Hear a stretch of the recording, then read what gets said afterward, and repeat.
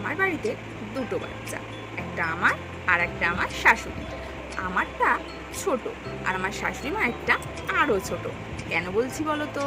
কারণ আমার শাশুড়ি মায়ের বাচ্চা খেতে খুব ভালোবাসে, কিন্তু থালা তুলতে জানে না। আমার শাশুড়ি মায়ের বাচ্চাটা স্নান করতে খুব ভালোবাসে, কিন্তু জামা কাপড় কাচতে, গামছাটা মেলে রাখতে জানে না। আমার শাশুড়ি মায়ের বাচ্চাটা ঘরের মধ্যে ইস্ত্রি করা জামা কাপড় পরতে ভীষণ ভালোবাসে, বা বাইরে কোথাও গেলেও টিপটাপ হয়ে যেতে ভীষণ ভালোবাসে, কিন্তু জামা কাপড় যে ইস্ত্রি করতে হয় সুন্দর করে সেটা করতে পারে না। তারপরে ধরো কোনো আদার্স কাজ কিছু বললে, ধরো বসে বসে ফোনে গেম খেলে বা ফোনে ফেসবুক ঘাটে, কি যা হোক কিছু করে, কিন্তু যদি বলি উঠে গিয়ে একটা কাজ করতে, সেটা করতে সে পারে না।